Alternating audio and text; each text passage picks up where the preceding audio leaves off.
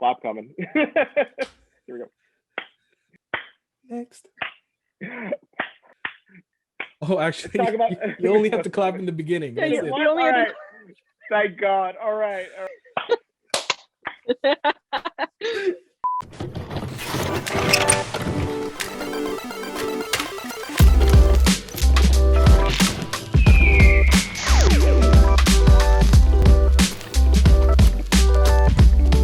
Hello and welcome to the Lunchbox TV review of Season 1 of Invincible. I am decked out in my brightest color, just like Mark Grayson in the show. Gotta represent the superhero community. I'm Alex, and I'm joined by Lou. Hello, I am decked out in black because it is the color of my soul. Stole my line. And Michelle. Michelle? Also decked out in black. Just because I'm not creative. But I am wearing a bit of color, so there you go. I have some green and brown going, so my soul is not that dark. I'm too colorful, so I do no color in my clothes. How's that? Lou's being a little neutral here. Fair enough. So we're here talking about Amazon Prime's Invincible. There will be spoilers for all, like, the entire season, especially because of the huge cliffhanger that it left off at. And let's get started with initial thoughts. You guys, what did you think of the first season? I can go first. Oh my God, it is, pardon my French, amazing. I came into this knowing of Invincible. Like, I know that it exists. I've seen the comic book, and that's all I know about it. I've seen a couple of trailers. I'm like, all right, seems like they're gonna do a, this looks like a Justice League, that looks like a Superman character. He seems like a Peter Parker character. But then after seeing the first episode, nothing like that. And first episode came and I was hooked right away. Amazing. I love the show. I love it. Yeah, I knew nothing about the show. I had not paid attention at all. And the only reason I watched it is because you guys were talking about it. And I was like, well, if everyone's talking about it, I don't want to be the only one who has no idea what's happening. So like Lou said, the first episode, I watched it. Then I watched every other episode all in one day. This was all last week. And then obviously the finale yesterday. So it's so good. It's a breath of fresh air, in my opinion. I feel like the way I describe it to my friends is like The Boys meets Rick and Morty, which I don't think is the most accurate description, but that's all I've come up with so far. So I do remember in the 2000s when, like, it first started around the same time as The Walking Dead, and both comics have the same writer, Robert Kirkman, and both of them vastly different but kind of similar in that they're like deconstructions of a genre, more so Invincible because of what it does. And I remember really enjoying reading it month after month. It was like the exact same reaction I see from you guys. That's what I had, and I'm still having it. I'm just reliving it in live action, and shock after shock, and just a great story all throughout. And I look forward to more seasons of this to see, how far it goes, if it matches, continues to match the quality of the comics. And speaking of the show, tell me, what did you like about it? Man, what's not to like? The characters are well written. The voice acting is amazing. The action, good. The gory is there. I mean, yeah, I'll kind of just bounce off you guys right now because my brain is, there's so much to like that I can't pinpoint one thing. So passing the ball on. This is the reverse of our usual thing. I'll just kind of riff on you guys because, yeah. Number one for me is the gore. Though, I mean, of course it's the gore. Of course it is. Like, are we surprised that anyone who's watched our content long enough goes, oh, there's gore? Michelle probably enjoys it. Like, let's be real. But that's the thing, twice in a row.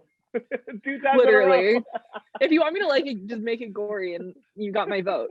No, for this thing in particular, I feel like the reason, like, obviously gore entertains me. Like, whatever. I'm like that. In this genre and this setting, it is alarming. That first, the first episode where we get hit with a lot of gore, a lot of really, really, really, really violent deaths, like not right off the bat, but right at the end of the episode, it completely changes the tone of the show. Because up to that point, it feels like Every Teen other show. Titans Yeah. and Justice League, and it's very familiar. It's a superhero genre. It's cool. I still enjoy it. And then you get hit with that gore, and you're like, okay, this is a league of its own. It's different in that sense. This is why I kind of relate it to The Boys, because it is not afraid to show you the damage and to show you the actual outcome. Even the heroes are bleeding and busted up and broken. And I adore that because it feels like the stakes are really real. And that to me like makes a really good show. If I care and there's stakes, even when they're superheroes. Just gonna add a little bit to that before we go to Alex, with just the general look of the show and the gore in particular, is that it's very contrasted to the animation, which is bright. It's very bright, and then all of a sudden all this kind of violence and gore is happening, which is kind of like in your brain, it's just like, is this supposed to happen?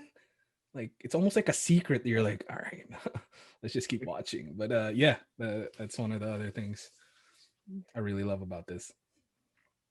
Yep, Michelle touched on the voice acting, just phenomenal cast. Stephen Yeun, Sandra Oh, J.K. Simmons, Zazie Beetz. Yeah, I think her name is, just like, and Walter Goggins, who's like one of my favorite actors ever. He's awesome in this as Cecil. Amazing voice acting. And the other thing, like if I were to think about what mishmash of shows it could be, it's like, to me, it's like The Boys, but with like Dragon Ball Z because of the action.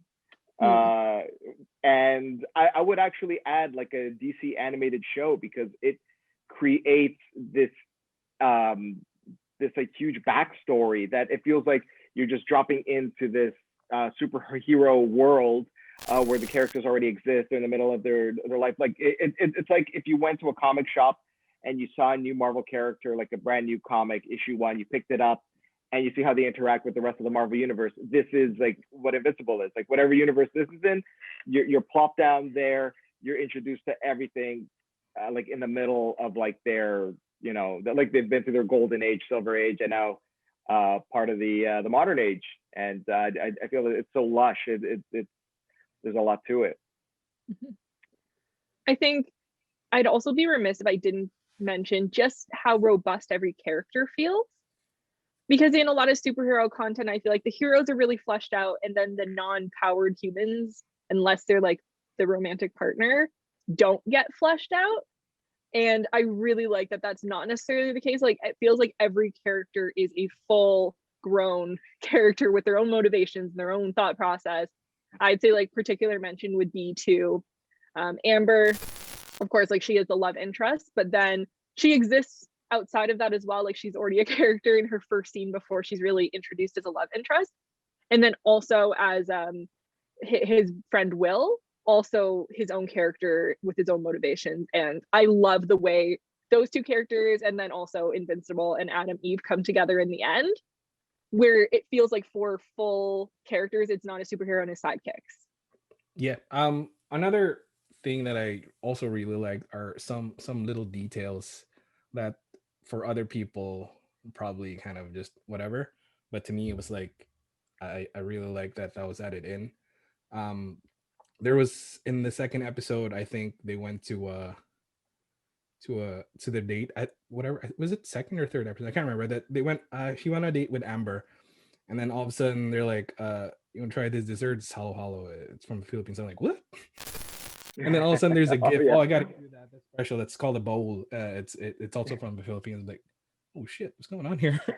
Just little things like that just kind of make me smile. Also, the fact that Invincible is half Asian, and it's kind of cool to see a Asian superhero that is not a ninja or just a regular person who has martial arts skills. So to me, that was special to me. Yeah, and another one thing I like, I guess it's sort of piggybacking off my previous thing, was like the world building. The fact that there's so much potential. Like in the last episode, we saw a montage of forgotten characters, not really forgotten, like the Starro aliens that are like latching onto people's faces, taking them over. Like that's happening on Mars. I forgot Marshad Ali's his character who took over. Titan, yes, thank you. Yeah. Like you see, like they'll all be back. Plus, like even the character they didn't show, Battle Beast, like he came in, wrecked shit, and left. But like, listen, guys, I read the comics. There's big stuff in store with that guy, FYI. And like even the last episode had cameos of the Viltrumites. You guys don't know, but you're gonna be ripping out your hairs when like some of those characters come back, because it's nuts. Like I can't spoil. I won't spoil unless you plan to read it. But I'm actually, I started reading it, so I'm just a couple of issues in, but yeah, I'm fully into it now.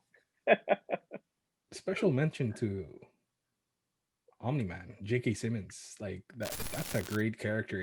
It's not like just a one-dimensional character where he's just pretending to be a bad guy. He has so many layers to him. Even the final fight where he just, oh my god, just devastates Steven Yeun, or sorry, Mark. There's that little glimmer of hope that also like maybe he does kind of feel for his son, or maybe no. So it's a very layered character, and I love it a lot. Omni-Man. Special mention to the title card. That's my favorite part. Honestly, the way they work it in every sentence to lead up to saying the word invincible, and then the blood splatter on each, like the accumulating blood splatter. So by the time you're in the finale, it's just red, and it really goes with like the tone, because things are getting bloodier and more dangerous. Like you're feeling that, and the title card's just so perfect for that. And every time they do the title card, I'm like, yes, this is great. I love it. If you're still going, I got more. Yeah, there's so much. Oh yeah, no, go ahead. So another thing, again, I was talking about little details, and sometimes the little details of the animation is so great, and like you have to be kind of just paying attention, or even if you're rewatching it, then you can like, oh yeah, that's right. Like scenes where what's the Hellboy character's name? Darkblood. Yeah. Darkblood. Yeah. Damien Darkblood. Before I think it's Damien. Before he comes in, there's usually like the air gets colder. You see the person's breath kind of. I mean, it's another thing where you could just like make him pop out of nowhere, right? It was like, but this adds to the suspense of him coming. He's like, something's coming. And another thing is the little details when they fight. Like you really see that they're damaged, and one particular scene was in the very end, like when Mark was just almost dying, or when he takes a breath, just little splatter of blood comes out. Yeah, and like little details like that, they make me just like, okay, the show is really doing its job. It's amazing. All right, let's move on to the things that we didn't like. Like anything, there's always stuff to criticize. How about you guys? What'd you think? I feel hard pressed, honestly, to find something really big. But my little gripe is I don't actually love when there's an animated character that shows up for one episode and they're a very, very recognizable voice actor. That bothers me. So there were two that really kind of took me out of it, because I'm like, oh, it's not this character showing up, it's this actor showing up. So that was Seth Rogen as Alan the Alien, because he's just his own voice. He's not I don't lose him in the character like I did for every other person. And then Justin Roiland in that one episode, that one scene, bro, get Rick out of here. You're doing your Rick voice, stop. I wish either they'd been recast or they actually adjusted their voices to not be so noticeable, because it just, especially that final scene with like Alan the Alien, Seth Rogen, that's a good scene, and the whole time I'm like, Seth Rogen, get your life together. I just couldn't. It took me out of it a little bit, and I was really disappointed because I was so engaged up to that scene, because that final episode is just spectacular. And then he shows up and I'm like, oh, you again. Even though it's a great character, the voice just isn't there for me. Adding to the voice acting, what's his name? Rexplode. I mean, if you watch Mhm. Brooklyn Nine-Nine, that's all I can think about is his character in Brooklyn Nine-Nine.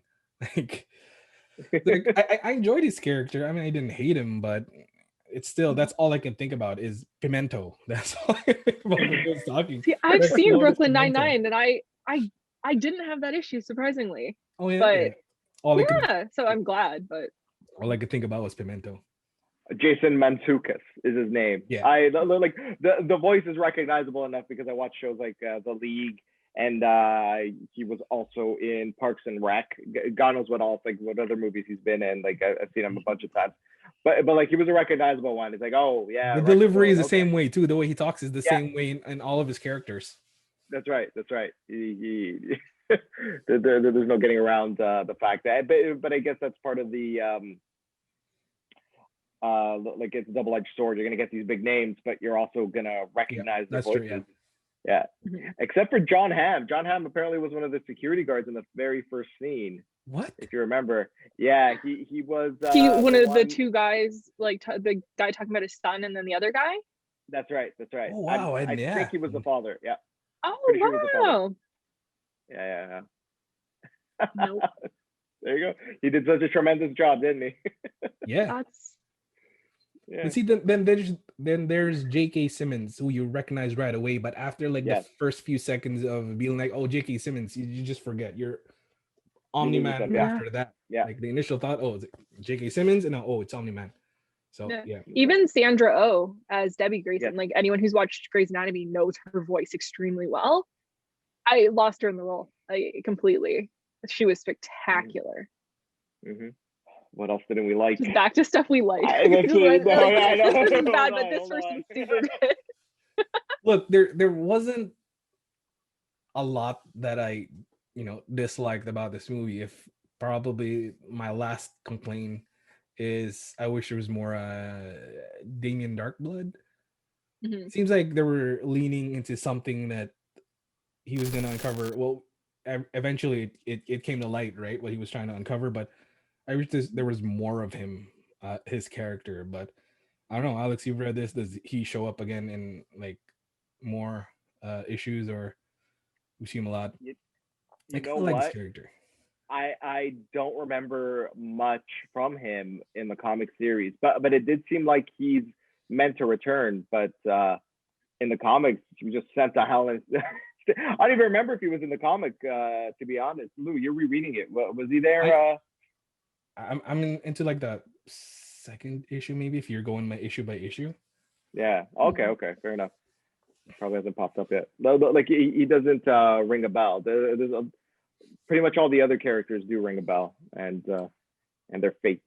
Yeah, but this is I like his character. It's kind of like obviously a Hellboy-ish, but it's got a bit of a Constantine vibe too. So Detective Hellboy. I like those characters. So yeah, I wish there was more of them. One thing I didn't love, and I know like you're not supposed to like this, it's just something that like stood out to me. I was like, ooh, it's like the weird relationship between Robot and Monster Girl.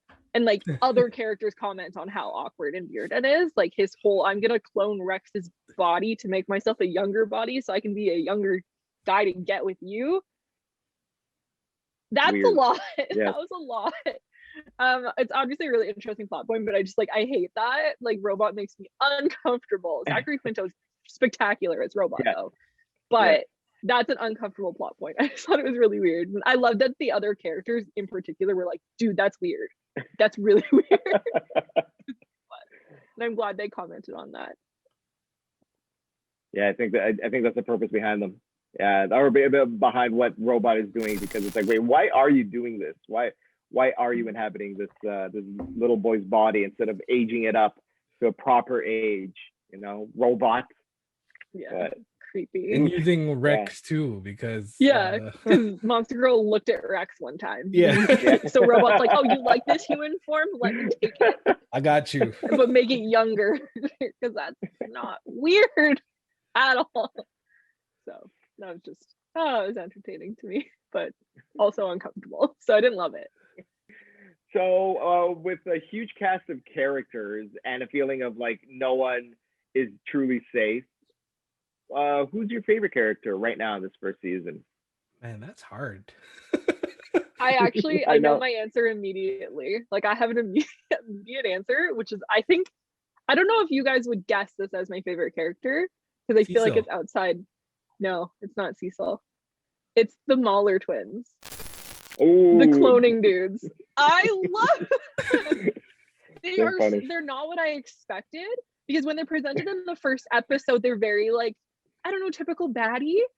But then by the time they have their whole interaction with Robot and we see how smart they are and like the whole like existential crisis of cloning and the way they work through it, I adore that. I just think that's such a cool character like storyline. Like when the one clone killed the other clone, he's like, "Were you the original? Nobody will know." And I love them so much. So I was really excited in the finale where we kind of see them like back in the jail cell where they just escaped from. So we know they're going to be up to no good again.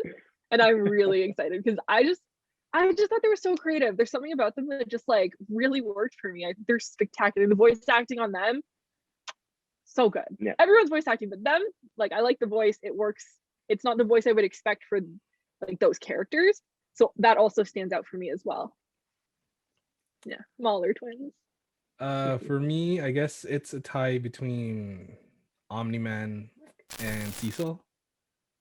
Like, and it's just a simple fact that I want to know like the things that happened between them in the past. It seems like they have a relationship, and they could have been like, I don't know, maybe good friends or something. I haven't read through that part yet, but there's something between them, which is, you know, it comes out even with like just the voice acting and the animation to know that there's something deeper between the two of them. So I'm really interested. And Cecil's just a badass too. So there you go. Yep. I'm gonna give it another point. 2 people for Cecil. Cecil is also like my favorite character. He's just like the Nick Fury that's like the mastermind behind everything. He knows all the players.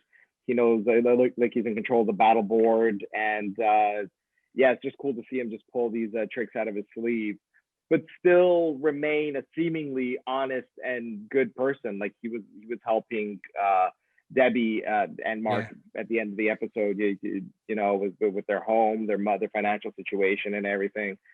So there is some good in him, surprisingly, because like I was watching it. I'll be honest, I don't remember a lot from the comics, but like I always remember not trusting Cecil because Cecil's just like he's got his hands into too many, you know, pockets.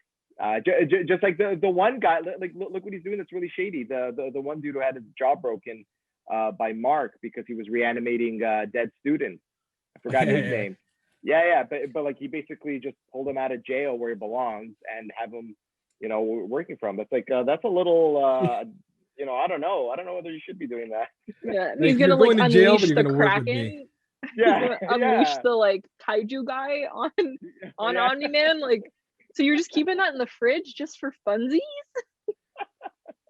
Right? It's like he's always 2 steps ahead of what you think is gonna happen, so he's ready for like any situation, whether it's something that, you know, is potentially bad for somebody else. He'll do it for the good of whatever his belief is. Yeah.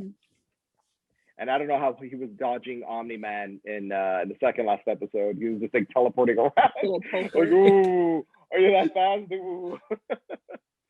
And I'd also like to give special shout out to Rexplode for always making me laugh because such an idiot. I thought Michelle was gonna hate him, but I don't know. Well, we haven't gotten to least favorite character yet. Oh, right. Okay. Fair enough. Which brings me to least favorite character. Michelle, you want to start off? I mean, he's not my least favorite. Okay, I hate him, and you're supposed to hate him. Like I've gotten over that like dislike of him. And like this is kind of a weird one, but I really don't like Monster Girl. I don't like her. There's some like, even though I had said, oh, I think a lot of the characters are really fleshed out and this and that, I feel like she isn't, or if she is, it's not enough for me. because I just don't understand her powers and the way they work. Because at first it was like when she's the monster, it makes her de-age more, but then she turns into the monster for like an inconvenience. So there's no like holding back there. So she has this whole like chip on her shoulder of like, oh, I'm getting younger every time I turn into the monster, but I'm gonna join this fighting team so I can turn into the monster all the time until I like de-age into a baby. What's gonna happen? Like, are we gonna see her turn into a literal baby, and then is robot Rudy gonna have to like de-age himself to be a baby? Monster Girl doesn't work for me. I don't like her. I don't think she's nearly as cool or as strong as everybody else. I'm not a fan. It's just like this Jekyll Hyde Hulk situation, and I think it could have been more creative. And I know it's like obviously part of the comics, but I think she was one of the least creative in terms of powers, in my mind at least. For me, not that there's a character that I just don't like. It's, I guess, the character that I like the least, the most, or whatever. You know what I'm talking about. It's Adam Eve. Not a big fan of Adam Eve. It seems like her purpose there is to be the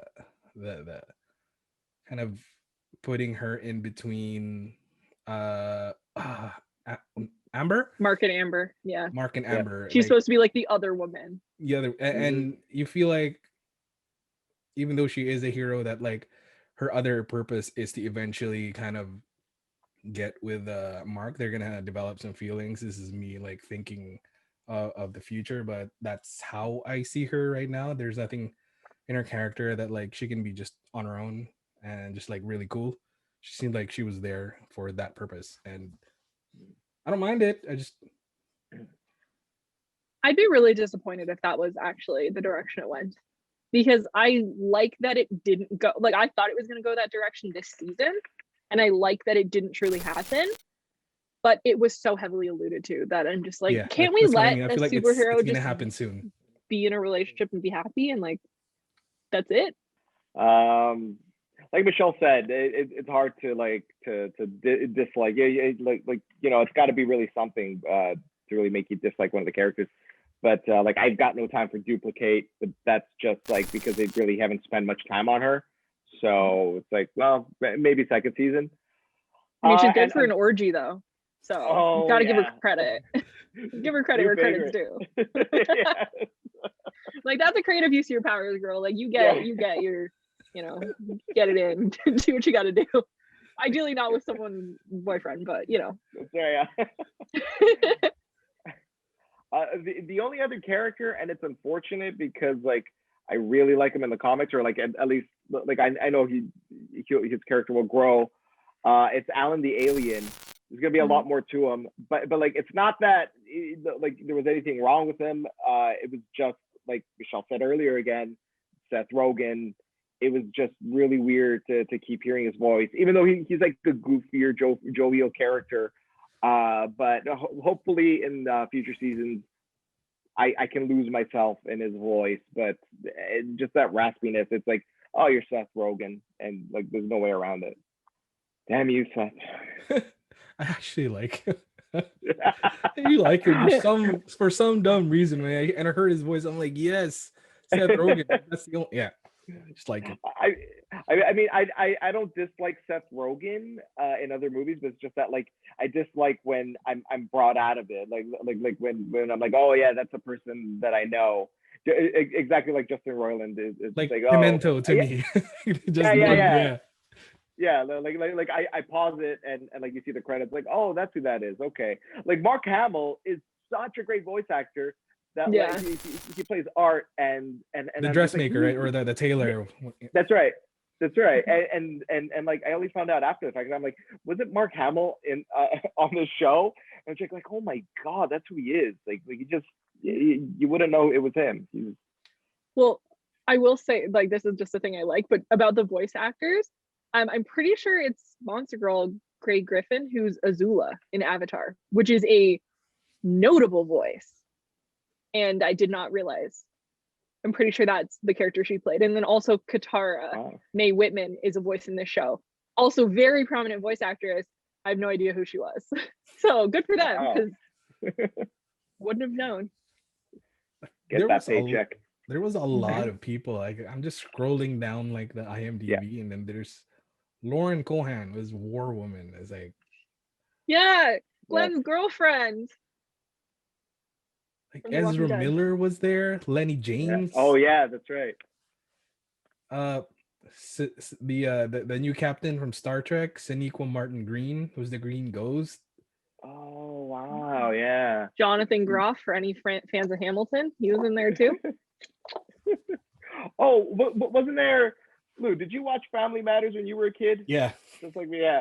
Carl was there. Yeah. He was in it. He was the principal, and isn't the school called something like Winslow something like, or God, I forgot.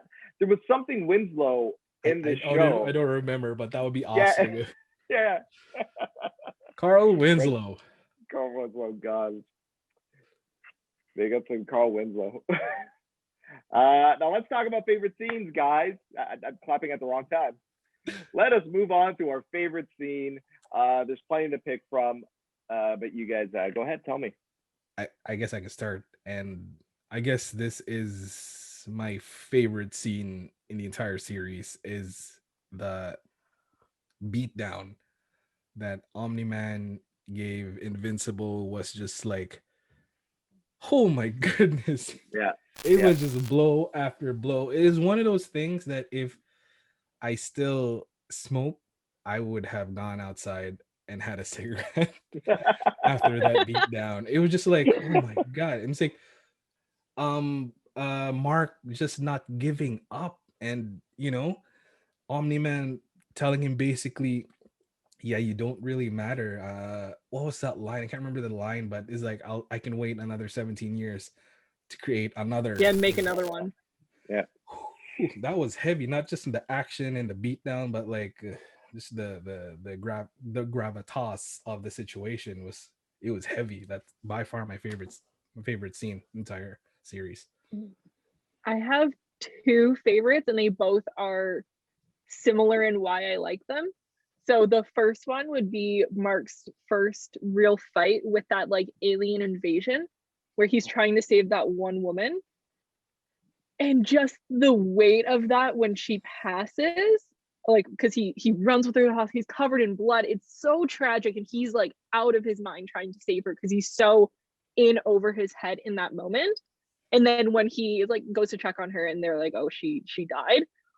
Oh my God, gut punch. That like I really felt for his character because he was so devastated in that moment. And then you kind of take that feeling and you turn it up to 1,000,000 in the finale subway scene.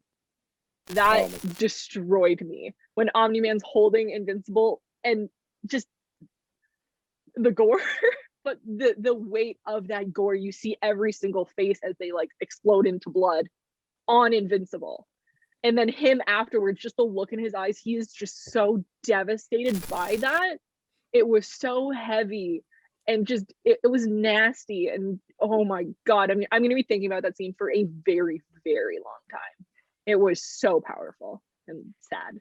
Just to add a little bit about that scene too, is I don't know if it was before or after, but the building where he was holding up the building, holding the woman, the child was falling, the building eventually falls, and it's just the arm. I was like, oh my God. They actually went there. Even just, they didn't show the child dying, but obviously we knew that the child was dead, right? That was just crazy. Yeah, I'm definitely with you guys. That the final episode was just tremendous. Omni-Man, like, he knew Invincible was practically invincible, so like he just, like, the opening was just him emotionally battering Mark just by like using him to kill people, like the subway train thing. It was like it wasn't gonna hurt Mark. He knew it wasn't gonna hurt Mark. It was just making him witness that these people, they're like paper mache people. They're nothing. They're worthless. And that's what he was trying to hammer home. And that emotional beatdown is followed up by the physical one when Omni-Man actually like takes off the gloves and just destroys him.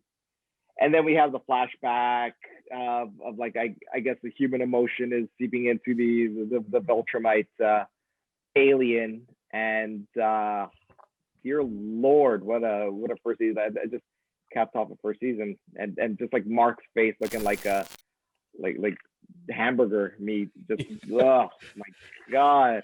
Like it went through a grinder. Yeah. I also want to say the beatdown that Titan kind of orchestrated for all of them. Because that was the first time, I think, at least in my memory of the season, we really saw every single hero fail. Besides the obvious, like, Omni-Man killing everybody one.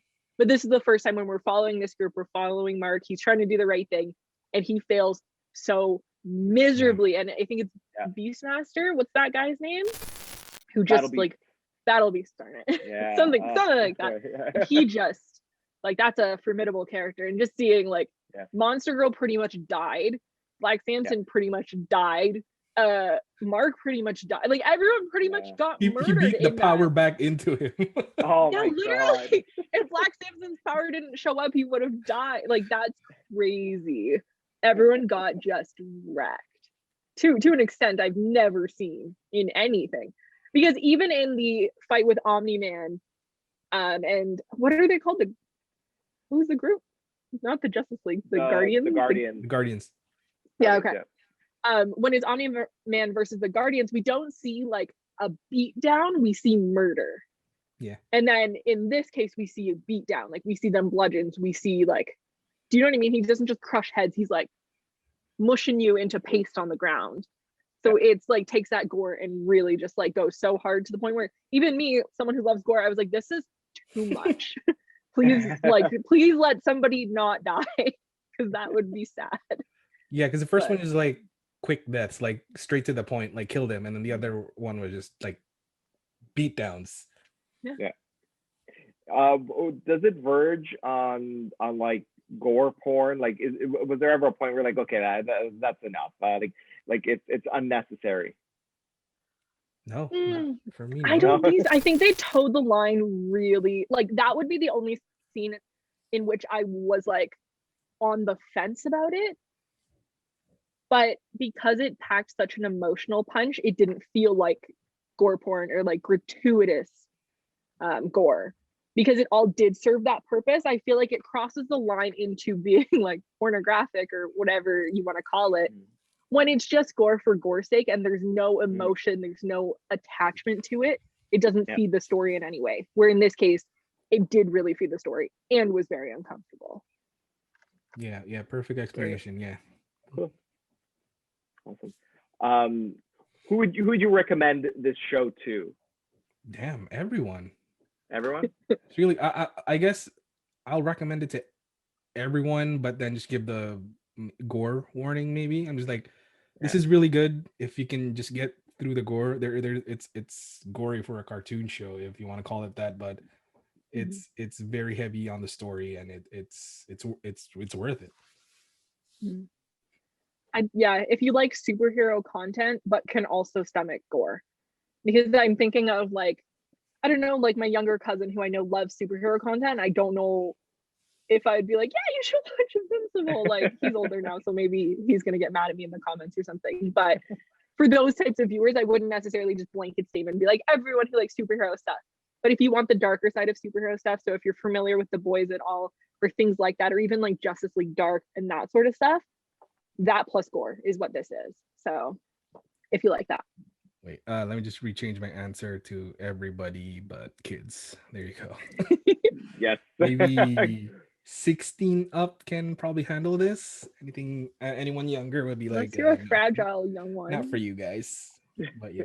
Did you say 16? Yeah, 16 can handle this. That seems young. I'd say like 19. What? Dude. Protect the children. No, I was watching this kind of stuff like the Friday the 13th when I was like 8, you know, like my mom so worked was I, but look at how we turned out though. Where I'm like, there's not enough gore. I mean, Ninja Scroll when I was 12, I Teletoon, I remember middle of the night. They're like, what? Yes, I remember. Oh my god. If you watch like Teletoon at night, you can watch this. Yeah. All right, let's move on to the final thoughts of the show. and a score. Give it a score. All right. This show is one of the best shows of this year and kind of in a while actually. It does really pique my interest, all of them. And I can't wait for what's gonna happen, even though I'm gonna cheat a little bit by reading the graphic novels. But yeah, I mean, there was an interview with Robert Kirkman saying that he did change a bunch of things for the sake of TV.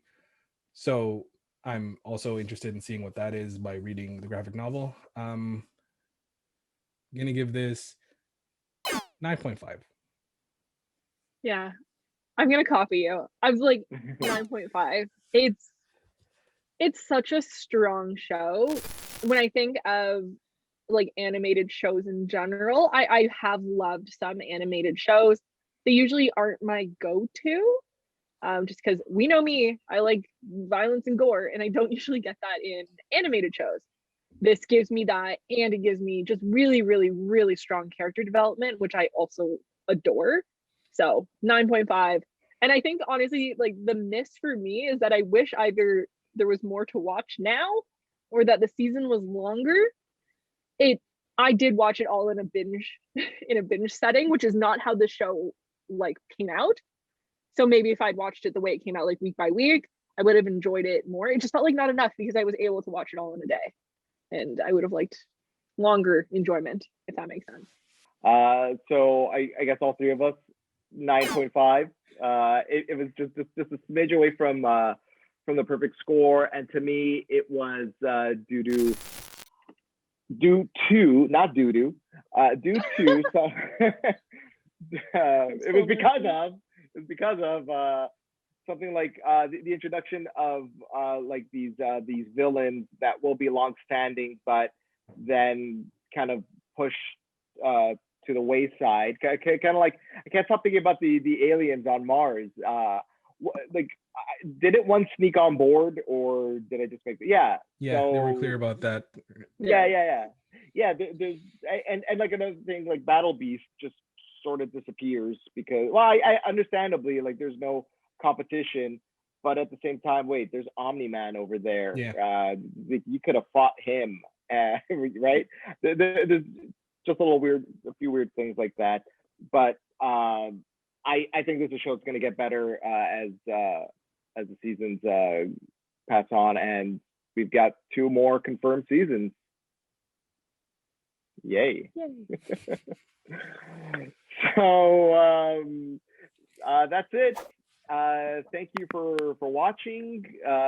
Please go out and watch the show. Leave a comment if you like the show, if you didn't like the show. Like, subscribe, follow us on our social medias. Thanks for joining us once again. I'm Alex. I've been joined by Lou and Michelle. Bye. And we'll see you on the next one.